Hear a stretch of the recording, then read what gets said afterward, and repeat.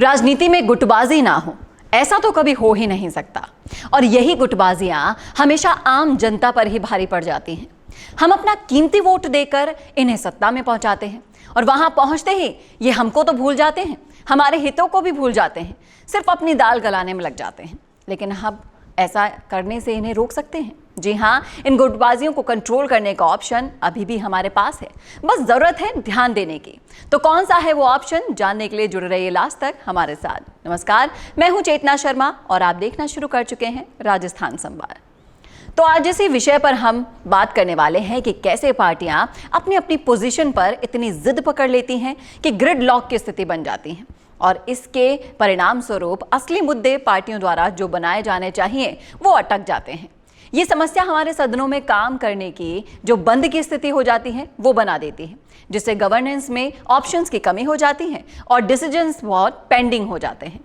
भारतीय राजनीति की बात करें तो पार्टियां अक्सर अपनी विचारधारा और आलोचनाएं प्रकट कराने के लिए उठाती हैं और ये सही भी है कि कंपटीशन में जो आपके विचार हैं वो बहुत महत्वपूर्ण होते हैं। लेकिन जब पार्टियां इतनी जिद्दी हो जाती हैं कि सदन में काम ही बंद हो जाता है तो हर पार्टी की अपनी अपनी विचारधाराएं होती हैं।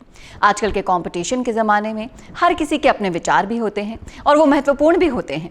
लेकिन जब ये विचार पार्टियों के हित के ऊपर हावी हो जाएं तो काम होना बंद हो जाता है और इसका नुकसान सिर्फ और सिर्फ आम जनता को उठाना होता है। और इसका ऑप्शन सिर्फ और सिर्फ निर्दलीय उम्मीदवार को चुनना है, क्योंकि उनके ऊपर कोई भी पार्टी ना हावी हो सकती है ना ही किसी के विचार। इसलिए वो स्वतंत्र होकर अपने विचारों और जनता के हितों के बारे में ज्यादा सोचते हैं और उनके लिए आवाज भी उठा सकते हैं। एक और मुद्दा यह है कि निर्दलीय गुट को बनाना आसान नहीं होता। भारतीय राजनीति में पार्टी वाले विचार और उनकी प्राथमिकताएं अधिकतर सदन की गतिविधियों को कंट्रोल करती हैं और जिसके परिणाम स्वरूप निर्दलीय गुट का निर्माण करना बहुत कठिन होता है। ये परिस्थिति सदन में निष्पक्ष निर्णयों की राह में एक बहुत बड़ी बाधा बन सकती है। सदन में गुटबाजी की वजह से निष्पक्षता की दिशाएं भी बदल जाती हैं। जब एक पार्टी अपने हित के लिए अधिक से अधिक गुट बनाने की कोशिश करती है तो वो सदन में अपनी स्थानीय आवश्यकताओं के लिए लड़ने लगती हैं, जिससे ऑपोजिट पोजीशन और समस्याएं और डिसीजंस लेने मुश्किल हो जाते हैं। निष्पक्षता के मूल्य की बात करें तो लोकतंत्र में निष्पक्षता बहुत जरूरी है। इसके लिए हम सभी पार्टियों को एक मंच पर आने की आवश्यकता है।